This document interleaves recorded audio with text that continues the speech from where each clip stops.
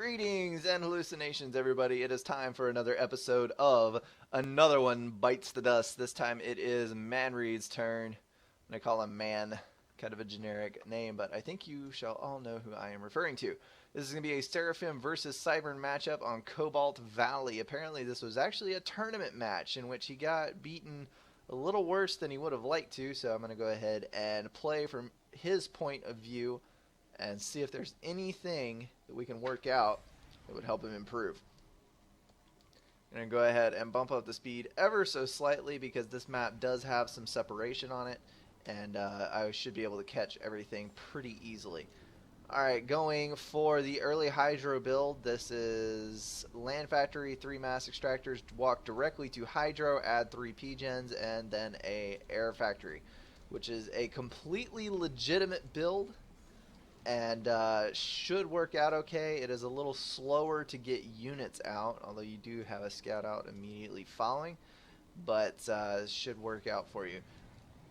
You are building a 4th mass extractor, and as I'm sure a lot of you already know, your storage is enough for Land Factory 4 mass extractors and Hydro immediately as fast as you can build them, and you will not stall. A little bit of manual reclaim with an engineer, that is very nice. And then mass extractor, rock, and P-Gen grids. Always a good thing to see. Tank and scout heading out across the face of these mass extractors. Honestly, yeah, it's probably a good direction to go with your tank over here. I would think that there would be an ACU here, but since you do have another tank scout pair, that is not a big deal. And an early bomber on top of that. I love it. Got some early aggression going on here. Well, if you ever take off with it. And there it goes. Alrighty. Excellent start, I must say. And there's a bomber and scout meeting right at the center of the map. That is quite funny. Gonna need to get that interceptor out ASAP. Bomber going out to catch that engineer. That would have been a nice one to catch, but you didn't, so no harm done. Engineer there would have been wiser to place on these 2 engineers, but I'm not sure if he had the scouting information to deal with that. Selling is actually a good little tool for nailing engineers, so that is a bonus. And then that bomber is going to go down without doing any additional damage. That was a decent start. That was a really good start, actually. I like the aggressive play. Far over building the anti-air that you need here. That was 1 T1 bomber, and that is a total of 5 anti-air units. Believe that could get you in trouble, since that is less tanks that you have to accompany your ACU versus a Cybern. That is a bad thing, because the Mantis Swarm has a tendency to be pretty dang devastating. And we do have a lovely little Mantis run by, as Mantis are prone to do.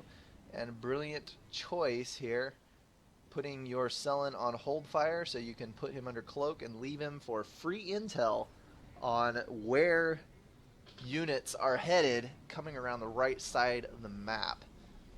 Your opponent is making a critical mistake here, leaving these units to stand still. Good for you, but now it will come crashing down around you. And a Jester on its way towards your base for some harassment. Need to react with those interceptors. Here they come. Jester is going to lay a hurt down on those tanks you have over in that corner, and air control is gone. Do see an ACU here in the center. Both of you have quite a significant number of tanks with you, and as far as I can see, your eco management is actually pretty good. You might have overbuilt power just a hair, but overall looks like a pretty beautiful balance. At some point, though, I would honestly use this extra mass up here that you're floating in storage to build a power storage so that you can use overcharge. Since you are overflowing a bit of mass, That would help you use it more effectively and also give you an option for overcharging when the Mantis Swarm comes down upon you. This is not good. As you're running backwards, it would be good to have engineers coming forwards to build point defense to run back into. He is pulling his units away, though, for some unknown reason. Don't know why he was doing that. Since he did, though, you should have been running back to your base as fast as your little legs could carry you. Not running when he gave you the chance and not building the power storage was what killed you. There is no coming back from this.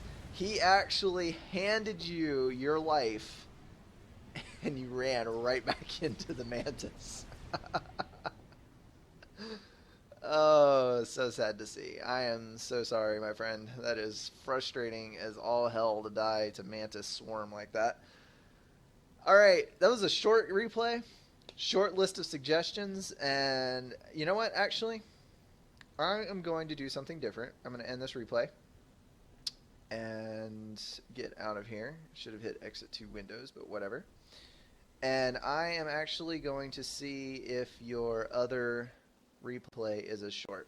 Alright, since your one game was so short, and these are both 5-kilometer maps, I'm going to go ahead and cast your other one, just so we can decide if the same problems hold true. You are bottom right. This is once again Seraphim versus Cybern. The map is Fields of Thunder. This one is a wide open spam map.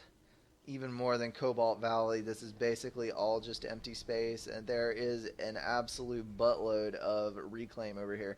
Massive pile of rocks on both sides and center, and then you have a decent sized pile of rocks right here by your spawn, as well as a large boulder to pick up here and there. Once again, you are doing the 3 mechs rush to Hydro to build with your ACU, early tank and scout.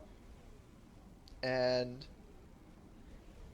this time going for land. Do not see plans for an air factory anytime soon.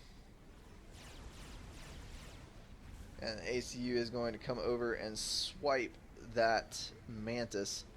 Excellent little catch there. Although that does delay your ACU getting to front. That is probably going to be the ACU right there. And Mantis are going to demolish your tank and your scout. And that is that on the left-hand side. Mantis' advantage is their speed, and the speed is lethal. They pop up here and pop up there, and it's really hard to do anything about it. Eco balance looks exceptionally good. You are balancing right in the middle. Little plus, little minus, never overflowing, never stalling. That is beautiful eco management at its best. Although right now you're not overflowing, you are floating a bit more mass than would be comfortable. I would have built another land factory to help try and burn some of that off. And we already know that you're up against a spammy opponent. I think the opponent is the same, I'm assuming. Alright. Build order still looks solid. Still no power storage, though. There is no ability to overcharge, which...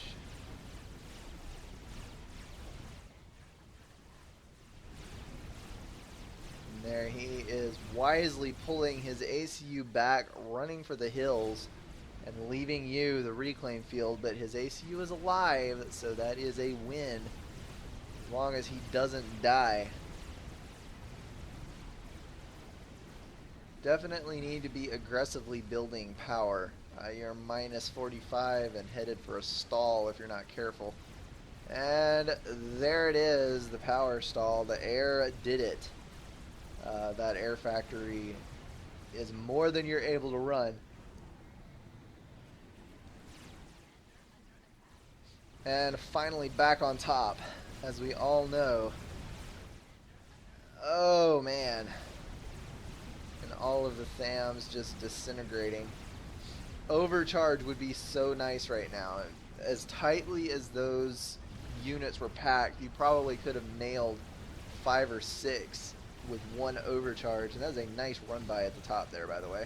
Didn't really do a whole lot, but it did draw his units away from you, buying you time. And you are fronting the side towards the Mantis with your ACU. Not sure how smart that is. I would be trying to micro my tank somewhat so that my ACU is not taking so much fire. And the Mantis have overrun you. You can see how many more land factories he has. I'm going to slow this down for a second before you die so we can look at this, because I want to see.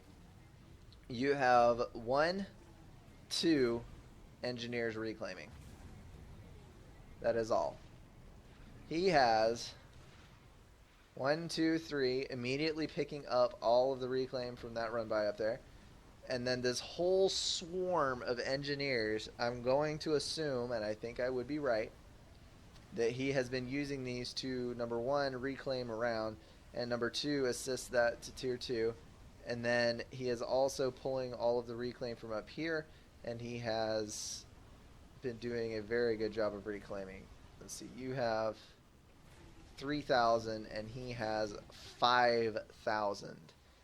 That is, what, tanks are 50 apiece, so that would be about 20 more tanks